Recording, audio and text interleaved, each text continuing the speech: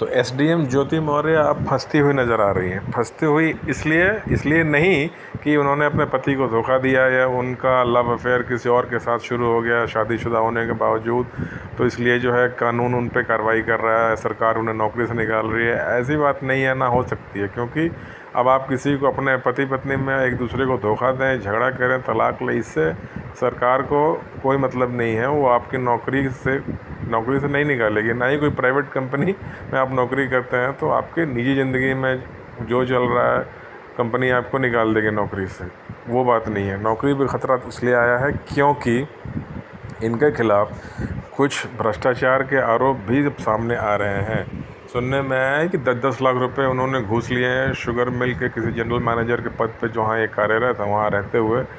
घूस लेने का मामला प्लस धमकी देने का मामला। इनके पति जो आलोक मौर्य हैं, उन्हें जो है धमकी दी गई थी कि तुम ये केस हटा लो वरना तुम्हें जान से मार दिया जाएगा। ये इस धमकी वाले केस में भी एसडीएम साहिबा और उनके कथित प्रेमी मनीष दुबे जी का भी नाम कहीं ना कहीं सामने आ रहा है। तो इसकी इंक्वायरी चल रही है, साथ में तलाक वाला केस भी जो इन्होंने डाला है वो भी चल रहा है।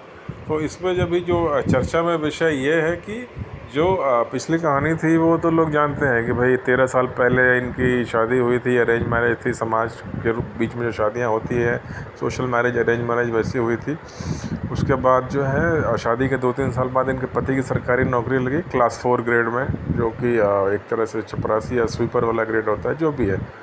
उसके बाद उन्होंने इन्हें पढ़ाया लिखाया, कर्जा लेके इनके पिताजी ने पैसा दिया, हर तरह से सपोर्ट करके इन्हें 4-5 साल लोगों ने पढ़ा लिखा के जो है यूपी पीसीएस वाली एग्ज़ाम क्वालिफाई करवाई। उसके लिए जो भी फाइनेंशियल सपोर्ट था लोगों ने दिया, और बाद में इनका एसडीएम पद पर सिलेक्शन भी हो गया। और सिलेक्शन होने के बाद ही कहानी आप लोग जानते हैं, जब वो एसडीएम साहिबा बन गई, लाल बत्ती वाली गाड़ी मिली, उसके बाद पति अगर क्लास 4 यानी स्वीपर या चपरासी वाले पद पर काम करे तो इनके लिए हो सकता है इन्हें अब शर्म आती हो कहने में कि भाई पति क्या करता है तुम्हारा, तो चपरासी है, तो ये तो कह नहीं पाएंगे। तो उस कारण जो है फिर ये दूरी बनाना शुरू कर दिया था इन्होंने। और इस बीच में इन्हें अपने बराबरी वाले एक बड़े अफसर साहब जो कि कमांडेंट हैं, मनीष दुबे जी, उनके साथ इनका प्रेम संबंध कथित तौर पे कहा जाता है कि शुरू हो गया। और इन दोनों को आपत्तिजनक हालत में इनके पति ने पकड़ भी लिया था अपने निवास पर। उसके बाद से इनके पति आलोक मौर्य को जान से मारने की धमकी मिलनी शुरू हो गई, जिसमें कि कहा जाता है ये धमकी इनकी तरफ से भी आ रही थी, इनके प्रेमी जी जो मनीष दुबे जी हैं कहा जाता है उनकी तरफ से।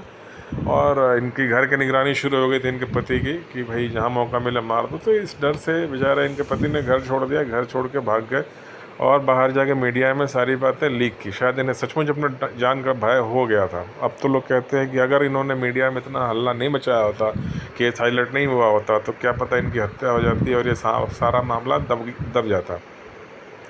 लेकिन अब जो है ये चीज़ें समाज के सामने हैं, चारों तरफ सोशल मीडिया पे हर जगह चर्चा यही है कि कौन सही है कौन गलत है। कोई किसी को सही कह रहा है, कोई किसी को गलत कह रहा है। बट देखिए इसमें एक बात ये होती है कि अगर कोई आदमी है, ऐसे लाखों उदाहरण मिलेंगे कि पति आईएएस ऑफिसर है, हो सकता है प्राइम मिनिस्टर भी हो, या हो सकता है किसी बहुत बड़े पोजीशन पर हो, गवर्नर हो किसी स्टेट का, उसकी पत्नी कम पढ़ी लिखी है या बिल्कुल कुछ नहीं करती, घर में झाड़ू पोछा और अपना बर्तन घर संभालती है, तो उससे कोई शर्म नहीं आता बोलने में कि पत्नी क्या करती है जी, कुछ नहीं करती, घर पे रहती है। लेकिन अगर पत्नी गवर्नर या आईएएस हो जाए और पति कुछ नहीं करता या चपरासी एक काम करता है, तो उन्हें बोलने में ज़रूर शर्म आएगी। पति क्या करता है जी, बस कुछ भी नहीं, चपरासी है। तो बात यह है, इस तरह के उदाहरण बहुत कम देखने को मिलते हैं जहां पत्नी किसी बहुत ऊंची पोजीशन पे हो, आईएएस आईपीएस हो, या इस तरह की किसी प्राइवेट कंपनी में वाइस प्रेसिडेंट हो किसी मल्टीनेशनल कंपनी में, और उसका पति जो है वो बिल्कुल टैक्सी चलाता हो या चपरासी हो या ग्रेड 4 में कहीं स्वीपर हो। ऐसा उदाहरण शायद मैंने तो पहली बार ही ऐसा कहीं देखा सुना है। तो हम ये नहीं कह सकते कि उसके पति भी तो बहुत मतलब स्वीपर है या ड्राइवर है या कुछ ऐसा काम करते हैं और वो पत्नी बहुत ऊंचे पोजीशन पे है। हाँ, उल्टा ज़रूर होता है कि पति ऊंचे पोजीशन पे है, पत्नी अगर अनपढ़ है, कम पढ़ी लिखी है, तब भी कोई बात नहीं, वो कहता है भाई मेरा परिवार है, मेरी पत्नी है। तो पहला वाला तो नहीं होता है, यानी पत्नी ऊंचे पोजीशन पे, पति चपरासी ड्राइवर, ऐसा तो नहीं होता। हाँ, पति ऊंचे पोजीशन पे, पत्नी अनपढ़, चल जाता है। बहुत बहुत परिवारों में, अभी भी इंडिया लाखों करोड़ों परिवारों में ऐसे हैं एग्जाम्पल।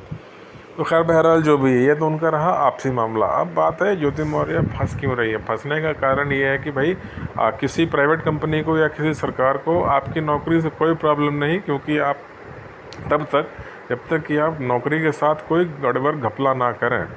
अगर आप अपने पति पत्नी के बीच में झगड़ा हो रहा है, तलाक हो रहा है, या आपका अफेयर किसी और से चल रहा है, इस बात से आपकी सरकारी नौकरी पे कोई असर नहीं पड़ने वाला, ना ही आपकी प्राइवेट नौकरी पे असर पड़ने वाला, क्योंकि प्राइवेट कंपनी सरकार को इससे कोई मतलब नहीं है। लेकिन हाँ, अगर आप कुछ गलत काम कर रहे हैं तो तब तो दिक्कत है। अब यहाँ इनके साथ क्या है, जब इन्होंने धमकी दी और बात लेके सामने आ गए लोग मौर्य पब्लिक में, तो उन्होंने कई सारे कुछ दस्तावेज़ वगैरह सामने रखे हैं, कुछ चैट वगैरह उन्होंने पता नहीं कहीं से अरेंज कराए हैं, जिसमें कुछ एविडेंसेस दिख रही हैं जो मैंने वीडियो सोशल मीडिया पे या मेन स्ट्रीम मीडिया में जो हमने रिसर्च करके देखा, उससे ये लगता है कि उन्होंने कहीं 10 लाख रुपए का घूस वगैरह डिमांड किया था, लिया था किसी से।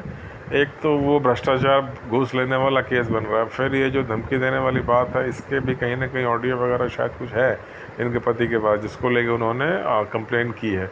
तो ये सब देखिए क्रिमिनल केस है, भ्रष्टाचार का केस है। इसमें अगर फंसी तो इनकी नौकरी जा भी सकती है, सस्पेंड हो सकते हैं, और फिर शायद वहीं पहुंच जाएंगे वापस जहां से ये चली थी, जहां 10 साल पहले थी। अब इसका सोशल प्रभाव देखिए इतना पड़ रहा है कि अब ये भी सुनने में आया कि बहुत जगह इस तरह के और भी लाखों परिवार हैं जो लोग अपनी पत्नियों को पढ़ा रहे हैं शादी के बाद कि भाई कोचिंग करो, तैयारी करो और किसी सरकारी नौकरी में अच्छे पोजीशन पर आप सेलेक्ट हो जाओ, तो परिवार का रुतबा बढ़ेगा और इसमें परिवार की आर्थिक स्थिति सुधर जाएगी। अब वो लोग अपनी पत्नियों को वापस बुला रहे हैं। यूपी बिहार में ज़्यादातर इस ढंग के सरकारी नौकरियों का क्रेज़ है। पटना, प्रयागराज, बनारस, सुनने में आया 100-150 लोगों ने अपनी अपनी पत्नियों को कोचिंग सेंटर से वापस बुला लिया कि कोई ज़रूरत नहीं है, तो मैं तैयारी कर रही हूँ, घर पे बैठो इस एक घटना से डर के।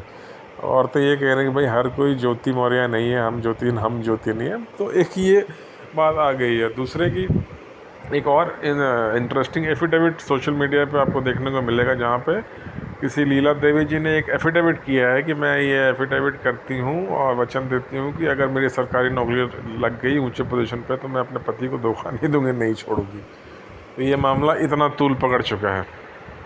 बहरहाल अभी फ़िलहाल 2 केसेस चल रहे हैं। एक तो इनके जो भ्रष्टाचार की जांच है वो, और इनकी जो तलाक वाली जो अर्जी है वो। आगे होता क्या है ये देखने वाली बात होगी।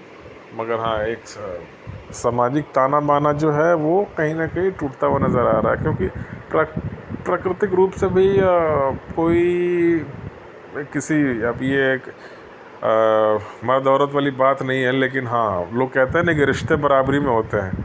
जो फिल्मी डायलॉग होता था ना कि रिश्ता बराबरी में, दोस्ती बराबरी में होती है, तो ये बात इन घटनाओं से कहीं ना कहीं साबित हो जाता है कि हम जितनी भी बात करें कि नहीं सारे लोग एक समान है, हर इंसान इंसान है, लेकिन जब उस पर अमल करने की बात आती है तो लोग अपने बराबरी में ही रिश्ता बनाना शुरू कर देते हैं। जो आपसे नीचे है उससे लोग रिश्ता तोड़ने की कोशिश करते हैं कि भाई शर्म आती है मुझे अपना रिश्तेदार कहते हुए, या ये कहते हुए कि मेरा इनसे कोई रिश्ता भी है, मेरे भाई हैं या पति है या पत्नी है या जो भी है। तो ये एक कड़वी सच्चाई है समाज की। तो आपको मेरा वीडियो अगर अच्छा लगा हो तो प्लीज़ मेरे चैनल को लाइक कीजिए, सब्सक्राइब कीजिए और शेयर कीजिए। फिर चर्चा करेंगे किसी और विषय पर। मिलते हैं बहुत जल्दी बातें नई पुरानी में। तब तक के लिए आप सभी का बहुत बहुत धन्यवाद।